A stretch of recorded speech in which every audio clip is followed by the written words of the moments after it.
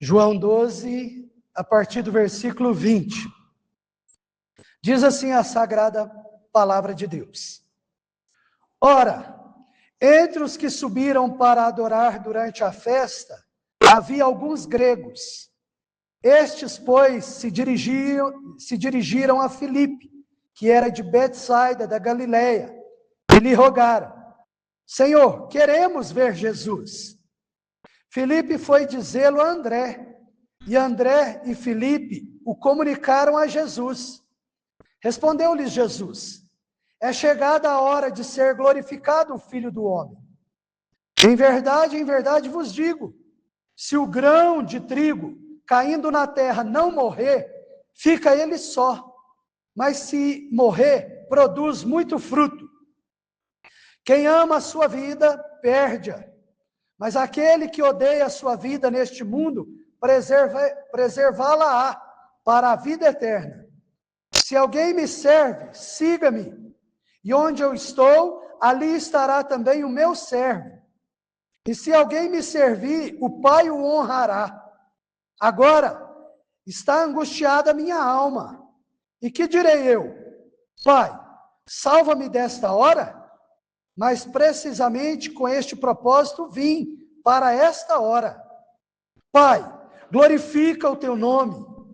Então veio uma voz do céu: eu já o glorifiquei, e ainda o glorificarei. A multidão, pois, que ali estava, tendo ouvido a voz, dizia ter havido um trovão. Outros diziam: foi um anjo que lhe falou. Então explicou Jesus: não foi por mim que veio esta voz, e sim por vossa causa. Chegou o momento de ser julgado este mundo, e agora o seu príncipe será expulso. E eu, quando for levantado da terra, atrairei todos a mim mesmo. Isto dizia, significando de que gênero de morte estava para morrer. Replicou-lhe, pois, a multidão: nós temos ouvido da lei que o Cristo permanece para sempre. E como dizes tu ser necessário que o Filho do Homem seja levantado? Quem é esse Filho do Homem? Respondeu-lhe Jesus: ainda por um pouco a luz está convosco. Andai enquanto tendes a luz, para que as trevas não vos apanhem. E quem anda nas trevas não sabe para onde vai. Enquanto tendes a luz, crede na luz, para que vos torneis filhos da luz. Jesus disse estas coisas e, retirando-se, ocultou-se deles.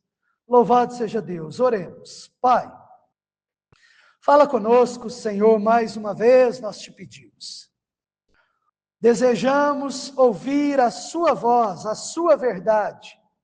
A sua palavra é a verdade.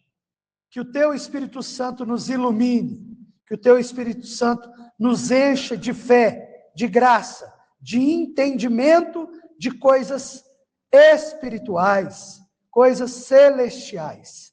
Assim nós oramos e agradecemos em nome de Jesus. Amém e amém. Louvado seja Deus.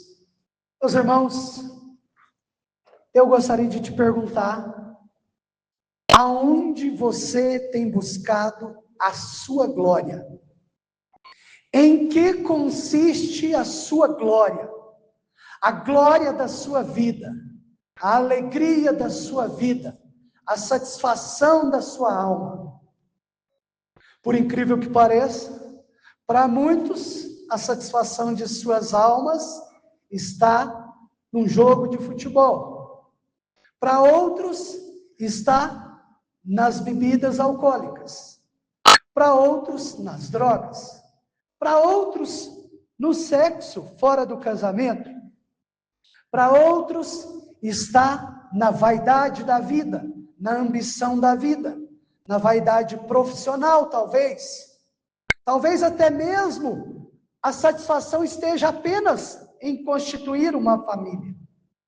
Em que está a sua glória? Em que você deposita a sua glória, a sua expectativa, o seu anseio, tudo, todas as suas forças, suas emoções.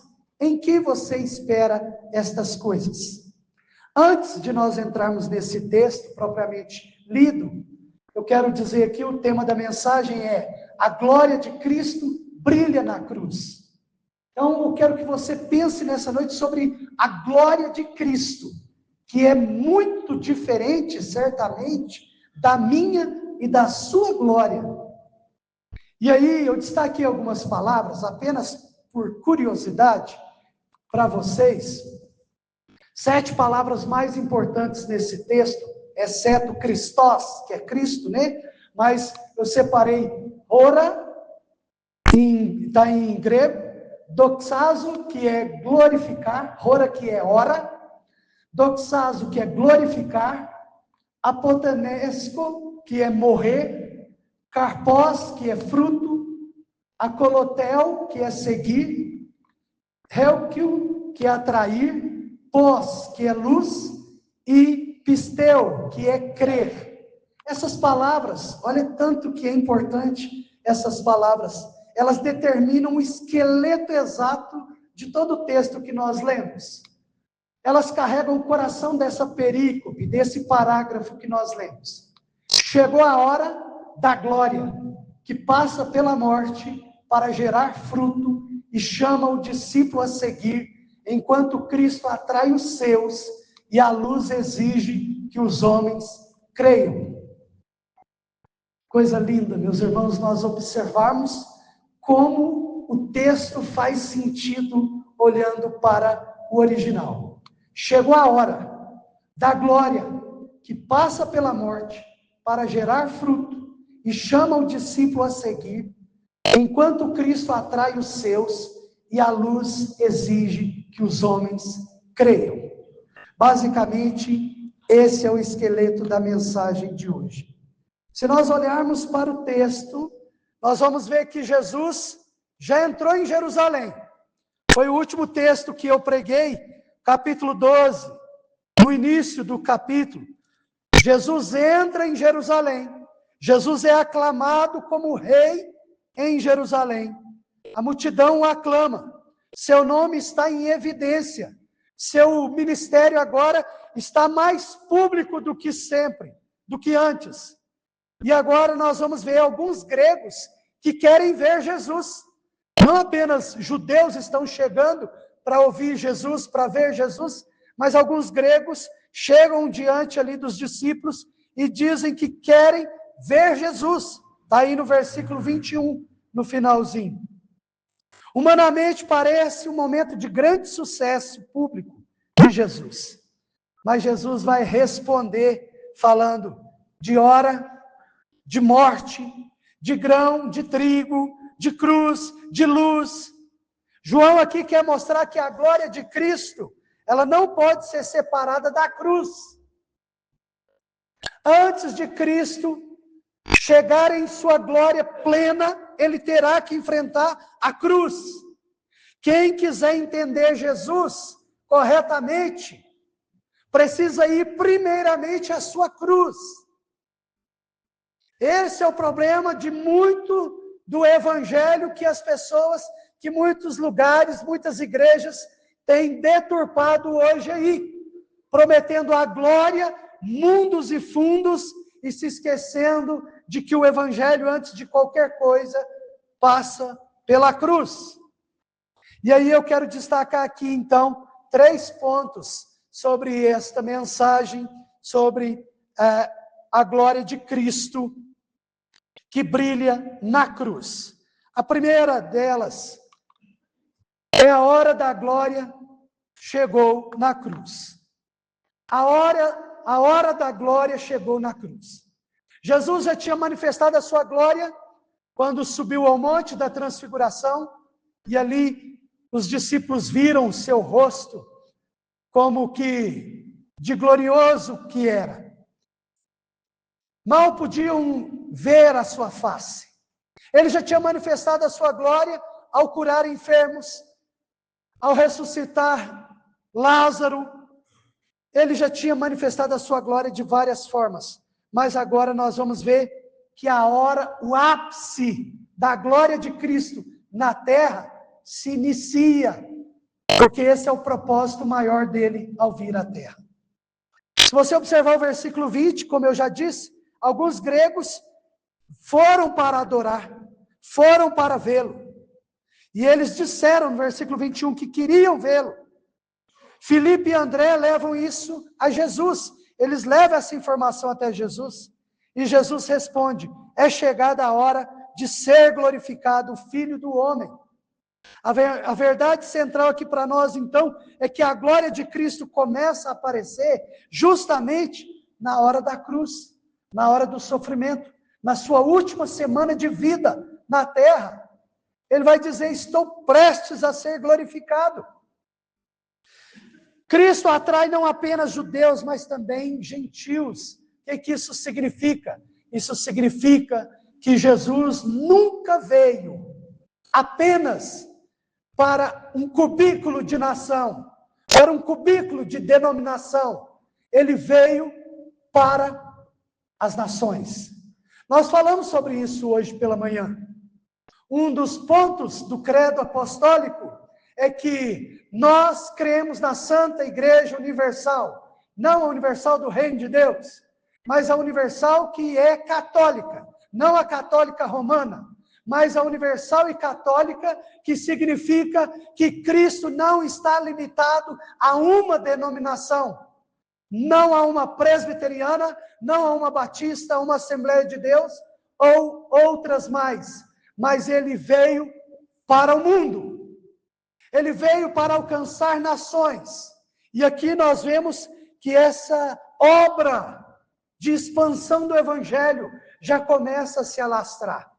Não apenas judeus agora se aproximam dele, mas também os gentios. Nós vemos aqui que a hora de Jesus, ela é governada pelo plano do Pai. Não é o que as pessoas esperavam dele, não é o que as pessoas sonharam, idealizaram nele, mas é o que o Pai organizou, planejou, governou desde o princípio, decretou. A morte de Cristo tem que acontecer. Ele veio para isso. Nós vemos aqui que a cruz não é um acidente. Pelo contrário, é o centro da missão de Cristo. É o propósito maior da vinda de Cristo na terra. Nós vemos aqui que a verdadeira glória de Jesus, portanto, não é passageira, não é política, não é terrena, não é carnal, mas ela tem um propósito espiritual. Espiritual. Por isso que olharmos para a Bíblia com olhos carnais, olhos físicos, olhos naturais, em vão. Vai gerar em nós morte e não vida. Precisamos olhar para as Escrituras com os olhos que Deus nos deu, que o Espírito Santo de Deus nos iluminou, nos dando entendimento para ver verdades celestiais. A glória de Cristo é diferente da glória dos homens. O que isso implica, então? Isso implica que nós precisamos ver Jesus corretamente. Precisamos vê-lo na perspectiva da cruz e não da glória dos homens. E você precisa olhar para Jesus e entender essa mensagem da cruz, porque senão você vai viver frustrado com Deus, esperando coisas vãs e passageiras desta vida, e tentando sempre fugir do sofrimento pelo qual Ele deseja te lapidar, te quebrantar, te aperfeiçoar e te usar para a glória dEle. A segunda implicação aqui para nós é que nem todo o sucesso aparente é glória verdadeira diante de Deus. Nem todo sucesso aparente é glória verdadeira diante de Deus. Talvez para muitos de nós, o ápice da glória de Cristo é quando ele entra em Jerusalém e é aclamado, aplaudido, ovacionado. Mas nós vamos ver que não. O ápice da glória de Cristo é quando ele vai para a cruz. E é isso que ele deixa claro no texto para nós. Por isso que as coisas da vida cristã são diferentes da vida nossa mundana.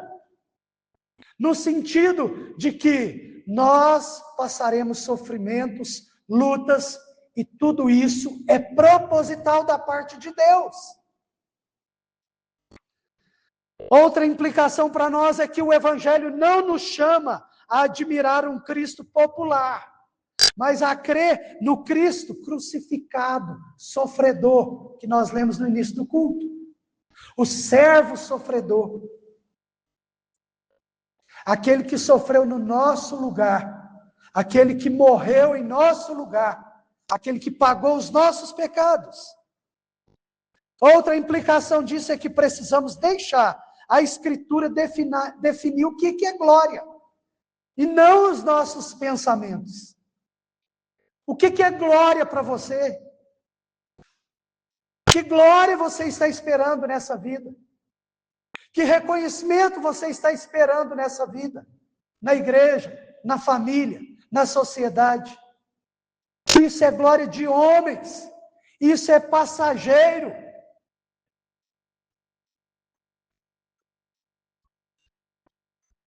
Eu separei uma citação aqui para nós de um grande teólogo, Herman Bavinck. Ele vai dizer: sua exaltação, portanto, começa não em sua ressurreição e ascensão, mas em sua crucificação. Nós já estudamos aqui na igreja os dois estados de Cristo, o estado de humilhação e o estado de exaltação. No estado de humilhação, a maioria dos estudiosos vão dizer que é na sua encarnação, no seu sofrimento e na sua morte, seu estado de humilhação. Mas Herman Bavinck, este autor, vai dizer que o estado de exaltação de Cristo já começa na cruz. Não é necessariamente apenas um estado de humilhação, mas é também um estado de exaltação, onde Paulo vai dizer posteriormente que é na cruz do Calvário que ele expõe todos os nossos inimigos, que ele expõe principados e potestades do ar. É na cruz do Calvário que ele coloca debaixo dos seus pés todos os demônios. É na cruz do Calvário que ele começa seu estado de exaltação. Porque a glória de Deus é diferente da glória dos homens. E aí, meus irmãos, nós vamos para o segundo ponto desta mensagem. A cruz produz fruto e define o discipulado. O sacrifício de Jesus, aquele momento pelo qual ele nasceu, ele veio, ele se encarnou, produz fruto de vida e define o que é discipulado, o que é ser discípulo.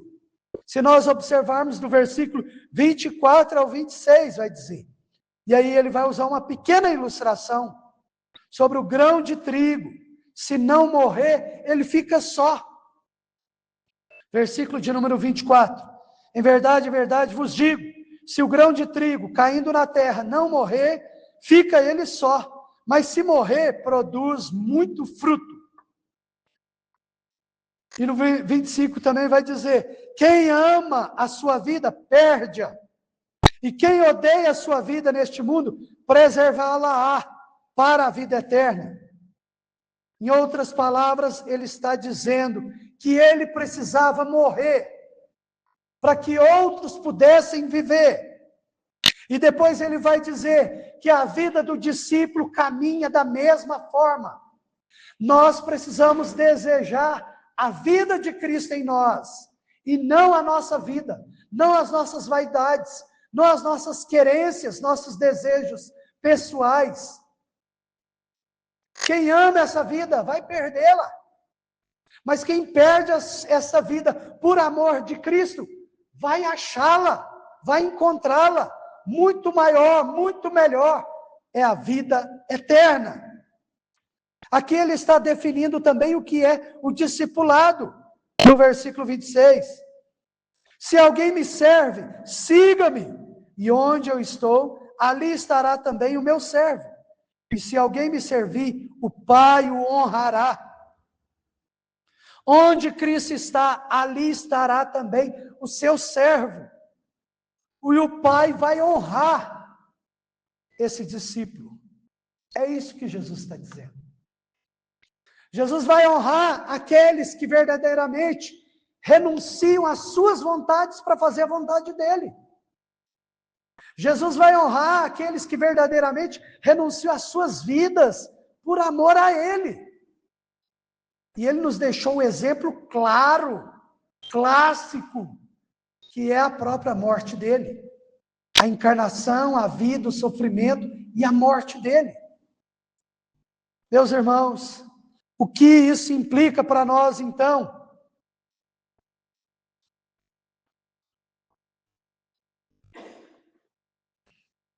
Isso implica que quem quer seguir Jesus sem renúncia, não entendeu nada do Evangelho.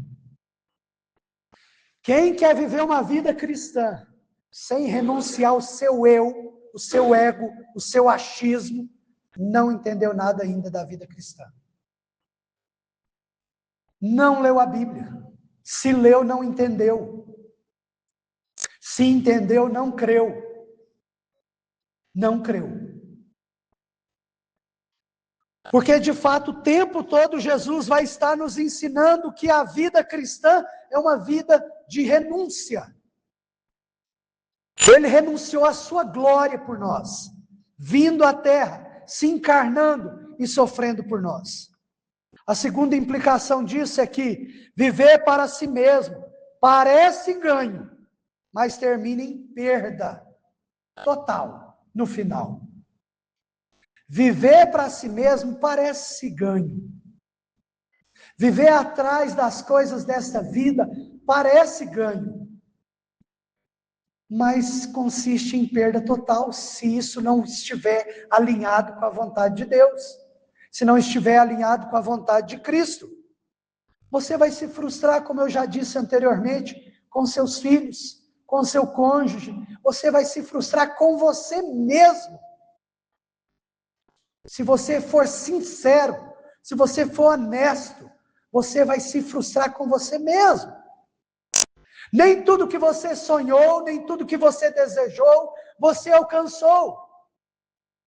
E talvez você até tinha capacidade para alcançar. Mas não alcançou, porque você é imperfeito. Imperfeito. E isso dói mais ainda em nós. Porque isso quebra o nosso ego.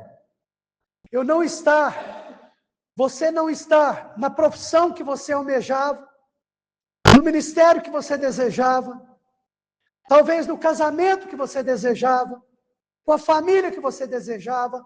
Isso tudo é simplesmente para te colocar de joelhos e mostrar que a vida cristã não é um mar de rosas, que o próprio Cristo sofreu e carregou sobre si uma coroa de espinho.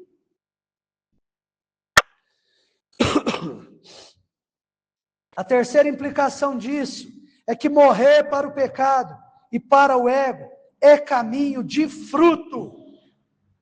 Morrer para o pecado e para o ego é caminho que vai frutificar. Nós não sabemos quando, nós não sabemos como, nós não sabemos em que dimensão isso vai acontecer. Mas, em outras palavras, não é em vão servir a Deus. Não é em vão renunciar às coisas da vida por Cristo. Talvez nós não estamos recebendo os aplausos que gostaríamos. E glória a Deus por isso. Talvez nós não veremos as glórias que nós desejamos. E glória a Deus por isso. Porque geralmente nós desejamos as glórias erradas. E a glória que Deus tem reservado para nós é infinitamente maior. Paulo vai dizer que o nosso sofrimento nessa terra não é nada comparado com a glória que há de vir no futuro. A quarta implicação disso é servir a Cristo custa, mas vale infinitamente a pena. Custa. O preço do discipulado custa. Estudar a Bíblia custa. Orar de madrugada custa. Vir na igreja todos os domingos custa. Não deveria. Se nós entendermos tudo o que ele fez por nós, não deveria custar tanto assim. Mas custa. Custa porque nós somos vaidosos, nós somos avarentos, nós somos cobiçosos, nós desejamos o conforto. Nós queremos o conforto da vida. É só isso que a gente quer. De forma geral. Nós não queremos sofrimento. Ainda mais com os tempos modernos, com tantas coisas tão fáceis, controles remotos, carros, ar-condicionado, tantas coisas, televisão, tantos confortos que nós estamos adquirindo e a gente vai ficando preguiçoso na vida espiritual também. E quando a gente quer conhecer de um assunto, a gente não quer mais ir para a igreja e frequentar a escola dominical durante um ano inteiro. A gente quer simplesmente ver um vídeo de 5 minutos na internet e achar que já sabemos demais. Porque nós queremos o conforto. Porque ler a Bíblia já não é mais tão vantagem assim. Porque gasta tempo. Porque exige de nós renúncia. Exige de nós ler a Bíblia, ler um livro, ouvir outro, porque exige esforço. Nós, às vezes, nos perdemos demais no ministério do discipulado, porque sabemos que é tudo de graça, e salvação é de graça mesmo. E nos esquecemos de que a santificação exige de nós renúncia, e um processo de deixar as coisas ruins para buscar as coisas boas. Outra implicação disso é que o discípulo não é chamado para o conforto, mas para a fidelidade. Você não foi chamado para viver confortável nessa vida. Foi chamado para viver em fidelidade. E talvez você tenha renunciado à fidelidade a Deus por causa do seu conforto. Separei outra citação aqui do teólogo Herman Bavinck. Ele vai dizer: a lei básica desse reino, portanto, é que se deve abandonar tudo por causa de Jesus. Essa é a lei básica desse reino, do reino de Cristo. Ele é o rei.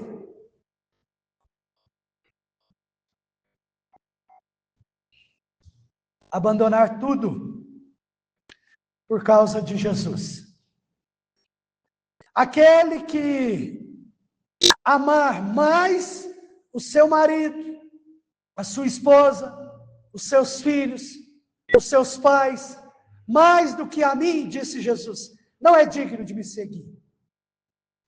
E não está dizendo que você não deva amar a sua família. Pelo contrário, deve, mas nunca acima de Jesus. Afinal de contas, a quem você segue? Seus filhos, seus pais, seu cônjuge ou a Cristo? Quem destes poderá te salvar na hora do fogo eterno, na hora do julgamento final? Quem destes?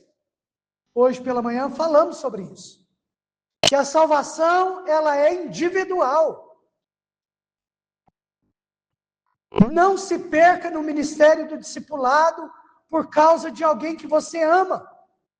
Você deve continuar amando, mas não ame essa pessoa acima de Cristo.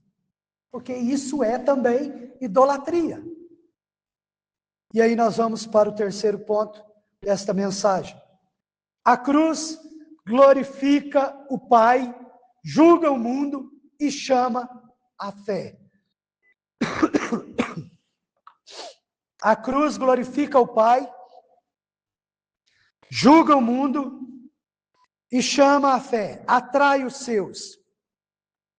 Versículo 27, Jesus diz: agora está angustiada a minha alma. Ele não vai fugir daquela hora final. Ele veio para isso. Ele veio para ela. No versículo 28, Pai, glorifica teu nome. E o Pai responde: já glorifiquei e ainda glorificarei. Versículo 30, uma voz do céu se ouviu. E aí, Jesus vai dizer: essa voz não veio por causa de mim. Essa voz veio por causa de vocês, por causa do povo. A voz de Deus se ecoou naquele lugar para que as pessoas ouvissem e crescem. Versículo 31 vai dizer que chegou o juízo deste mundo. E o príncipe deste mundo, que é Satanás, será expulso. Versículo 32 vai dizer que quando ele for levantado da terra, atrairá todos a si.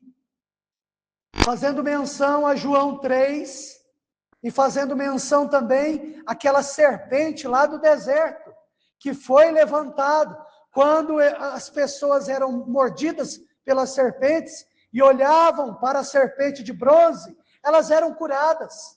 Aquela serpente de bronze apontava para Cristo. Está lá em João 3 a explicação disso.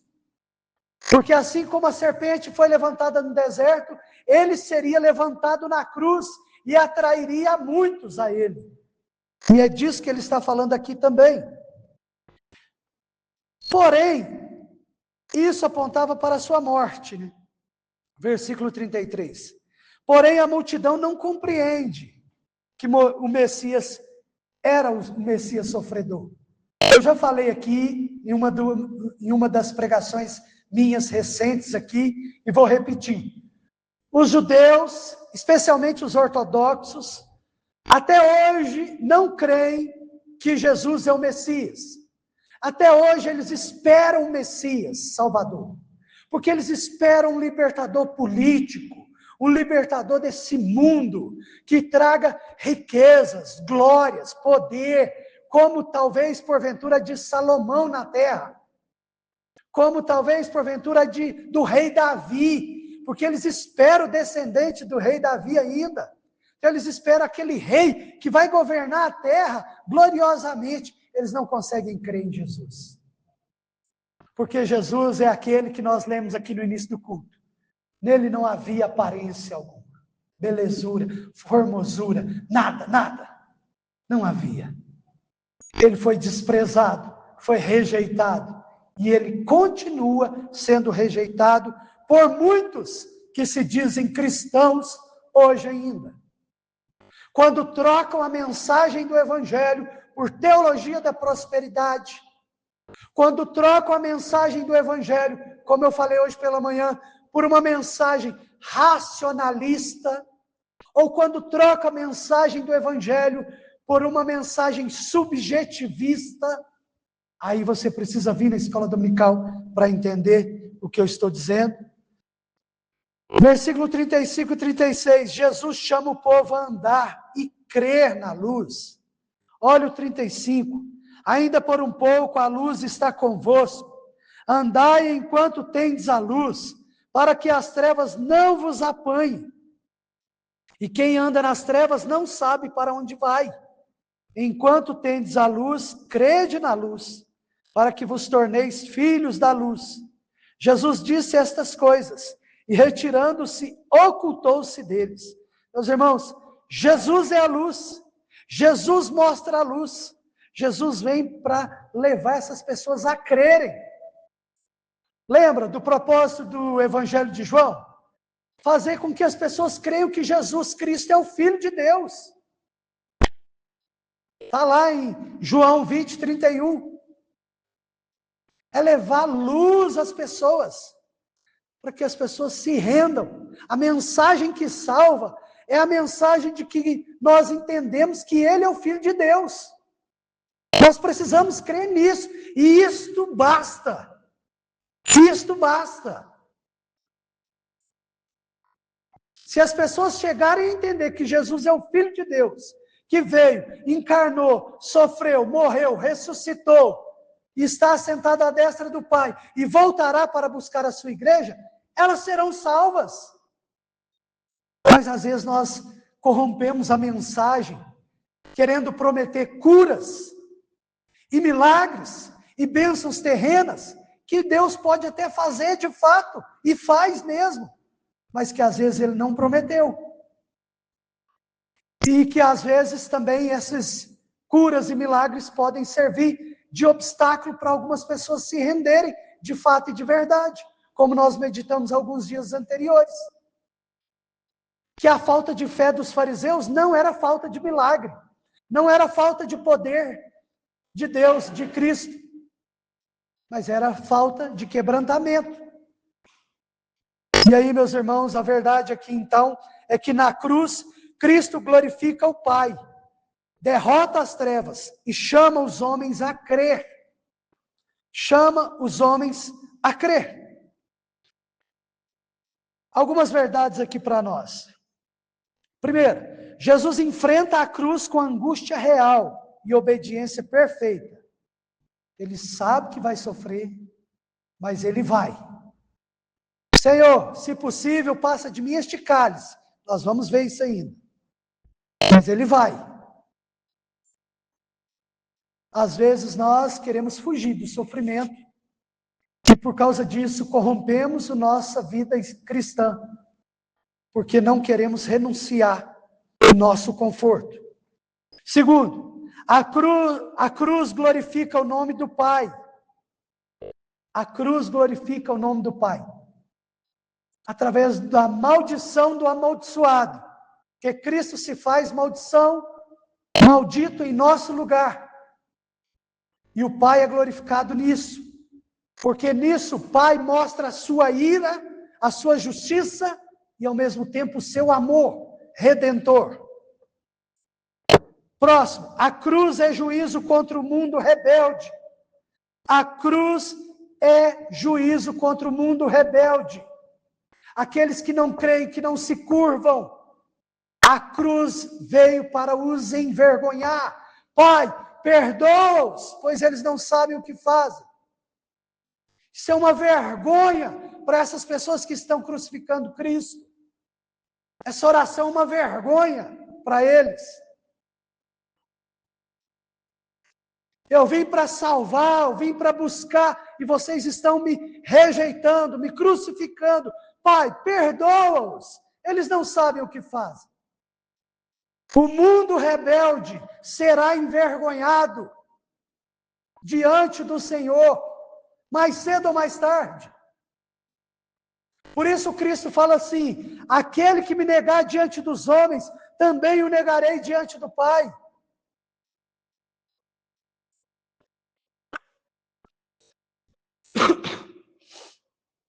Próxima verdade teológica: a cruz é derrota de Satanás. Satanás é um ser muito confuso. Satanás é um ser muito confuso. Satanás, nós vemos ele ora tentando evitar que Cristo vá para a cruz. Não é isso que aconteceu através de Pedro? Pedro tenta ali proteger, evitar que Jesus vá para a cruz, e Jesus diz: arreda-te de mim, Satanás. Dando a entender que Satanás estava usando Pedro. Mas logo depois, Satanás levanta soldados, levanta Caifás, Pôncio Pilatos, Herodes e tantos outros para o crucificar. Satanás é um ser confuso, porque ele não conhece a palavra objetiva de Deus. Ele conhece a palavra de Deus, mas ele não conhece a palavra objetiva de Deus, porque a palavra objetiva de Deus só pode ser conhecida pela ação subjetiva do Espírito Santo. É o que estamos estudando na EBD. A palavra objetiva de Deus só pode ser conhecida quando há uma ação subjetiva do Espírito Santo. O Espírito Santo não age em Satanás. Satanás até conhece a Bíblia, mas ele não conhece a iluminação das Escrituras. Ele não consegue ver redenção nas Escrituras. Não existe redenção para ele. Ele é um ser confuso. É como um teólogo ateu. É um teólogo ateu. Conhece demais da Bíblia, mas não sabe nada de salvação. Conhece demais da letra, mas não sabe nada de vida, de arrependimento e de quebrantamento. Próxima implicação, Cristo crucificado atrai os seus. O texto vai dizer isso, que ele seria erguido e atrairia os seus. Meus irmãos, você não vem aqui, você não vem até Cristo simplesmente porque você ama Cristo. Você não vem até Cristo simplesmente porque a mensagem é bonita, porque a mensagem não é bonita. A mensagem, Paulo vai dizer que para os judeus é escândalo e para os gentios é loucura. A mensagem não é bonita. Um rei que larga sua glória, vem, se torna homem como nós e morre no nosso lugar. Não é tão bonito assim, é muito sofrimento. Só passa a ser bonita quando você entende objetivamente.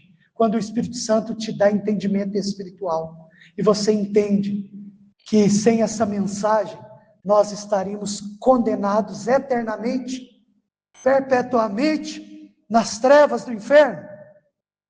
Agora sim, ela se torna bonita para nós. E é esse Cristo crucificado que atrai os seus. Todo aquele que olhar para Cristo, crendo na morte de Cristo, crendo na ressurreição de Cristo, será salvo. Como aqueles no deserto olharam para a serpente. E aí eu te pergunto, para quem você está olhando? Ou para o que você está olhando? Aonde estão fixos ou fitos os seus olhos?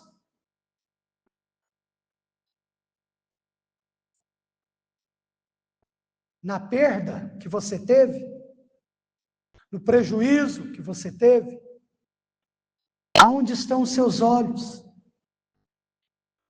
No sofrimento, da doença, da enfermidade, da crise conjugal, da frustração conjugal talvez?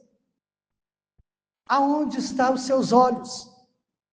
Os seus olhos precisam estar somente em Cristo, porque senão você se perde, você se afunda, você não conseguirá segui-lo. Para segui-lo, precisamos olhar fitos para ele, não perdê-lo de vista nunca. Não tire os seus olhos de Cristo. A presença da luz exige resposta imediata de fé. Enquanto tendes a luz, credes na luz, para que vos torneis filhos da luz. Jesus disse essas coisas e, retirando-se, ocultou-se deles. Implicações diretas para nós. Jesus não fugiu da obediência, mesmo passando pelo sofrimento. A cruz não é vergonha, é glória redentora para pessoas pecadoras como nós. Quem rejeita a luz permanece nas trevas. É o que vem falando em João desde o capítulo 1. Capítulo 9, nós vemos isso claramente. Os homens querem estar nas trevas. Eles odeiam a luz. Não basta admirar Jesus, é preciso crer nele. A urgência espiritual, a luz não deve ser desprezada. Você tem uma urgência espiritual muito grande. Não despreza a luz do Evangelho que chega aos seus ouvidos, aos seus olhos. Não despreze essa Bíblia que tantos morreram para que você tivesse acesso a ela. Não despreze o Evangelho. Não despreze a igreja, que milhares e milhares de pessoas morreram para que hoje nós tivéssemos uma igreja aberta, onde nós pudéssemos sentar, ouvir a palavra, cumprimentar nossos irmãos, orar uns pelos outros, viver a verdadeira fé. Não despreze o Evangelho, não despreze a igreja. Citação, última citação de Bavinck. A coroa, a cruz e a coroa, cruz e coroa, morte e ressurreição, humilhação e exaltação estão na mesma linha. Cruz e coroa, morte e ressurreição, humilhação e exaltação estão na mesma linha. Para Cristo, elas são inseparáveis. Quer a glória? Passe pela cruz. Quer a ressurreição? Viva também a cruz, o sofrimento, a morte de Cristo. Paulo vai dizer, nós devemos ser sepultados com Cristo, no que tange aos nossos pecados, no que se relaciona aos nossos pecados. Precisamos morrer para os nossos pecados, para vivermos para Cristo. Humilhação e exaltação. Quer exaltação? Entenda que primeiro nós passaremos pela humilhação. Está tudo na mesma linha. Para ele, tudo faz sentido dessa forma. Para nós, muitas vezes, não. Porque nós só queremos a parte boa, a coroa, não a de espinho, a ressurreição, a vida eterna, a exaltação eterna. Nós queremos só essa parte. Mas existe um caminho a trilharmos. Existe uma vida a vivermos. Existe um discipulado a seguirmos. Leve a sério o discipulado cristão. Se você ama a Cristo, siga-o. Se você crê em Cristo, glorifica-o. Assim como ele glorificou o Pai no sofrimento, glorifica também ao Senhor nosso Deus. Conclusão, irmãos, do versículo 20 ao 23, a hora da glória chegou na cruz. Do 24 ao 26, a cruz produz fruto e define o discipulado. Do 27 ao 36, a cruz glorifica e chama a fé. Julga o mundo também. O mundo pensa em glória como exaltação. Jesus mostra a glória na entrega, na renúncia. Perguntinhas básicas. Você quer a glória de Cristo ou a glória deste mundo? Você admira Jesus ou você segue Jesus? Você ouve apenas sobre a luz ou você crê na luz do Evangelho? Frase de conclusão: a glória de Cristo brilhou mais alto quando ele foi levantado na cruz. Quem vê a glória de Cristo na cruz não pode mais viver para si mesmo. Quem vê a glória de Cristo na cruz não pode viver mais para si mesmo. Sua vida precisa mudar.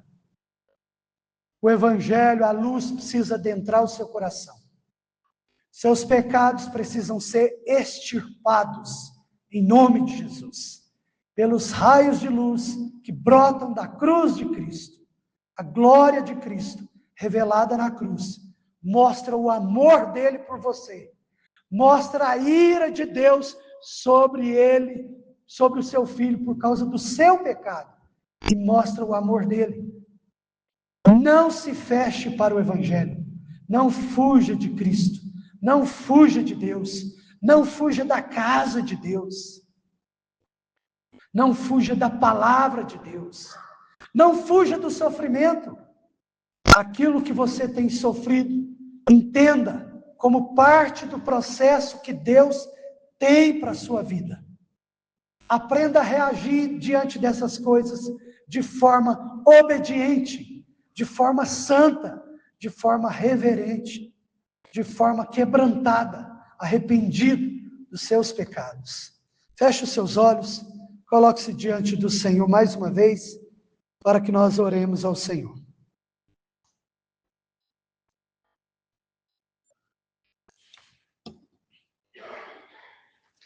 Senhor Deus, nós te louvamos, te damos graças pela tua palavra nesta noite. Obrigado porque a tua palavra, Senhor, ela geralmente não fala o que queremos ouvir, mas fala o que o Senhor quer falar. Ó Deus, nesta noite o Senhor falou aos nossos corações que a glória do seu Filho Jesus na terra, a maior glória, foi na cruz do Calvário. E glória a Ti por isso, porque essa glória nos enche de vida. Essa cruz, esse sacrifício, essa morte, essa obra, esse propósito, essa obediência, nos enche de esperança, de vida eterna. Que possamos seguir o mesmo caminho que o nosso Senhor. Caminho de cruz, caminho de sofrimento, caminho de renúncia, caminho de amor, caminho de obediência. Abençoa a tua igreja, Senhor, todos que aqui estão, especialmente aqueles que nos visitam. Enche-nos do teu Espírito, que o teu Espírito continue nos alimentando com esta verdade, com esta palavra, ao decorrer desta semana.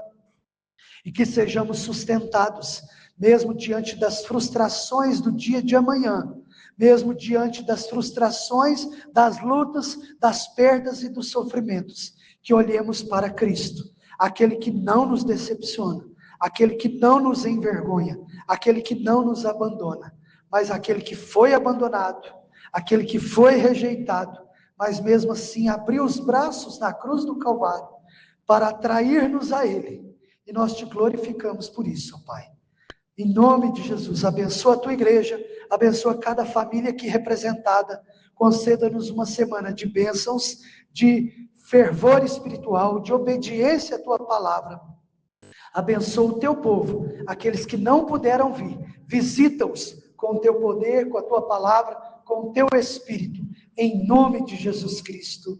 Ó Deus, e aqueles que estão doentes, me lembrando aqui, visita-os, cada enfermo, cada doente, cada um que está gripado, cada um que está, ó Deus, com algum problema, cada família, cada criança, cada casal, em nome de Jesus, cura-os para a glória do seu santo nome, e que estejam todos aqui reunidos para a glória do seu santo nome nos próximos cultos. Assim nós oramos e agradecemos em nome de Jesus Cristo. Amém e amém. Meus irmãos, Deus abençoe a todos. Não vá embora. Vamos ali, eu acredito que deve ter alguma pipoquinha para nós. Então, não vá embora. Deus abençoe em nome de Jesus.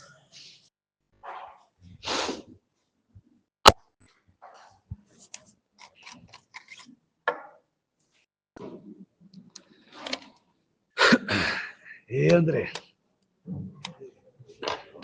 Bom dia. Cochilando? Não, meditando. Você pediu, foi eu ou o outro André? Foi eu mesmo. Era você. E o outro André visitando? Não, eu tinha até esquecido dele. Oi, vem cá. Estou bem melhor. Eu acho que era sinusite. Estava muito forte. Eu cheguei a me dar tanta dor de cabeça que eu até vomitei, tive que ir no médico.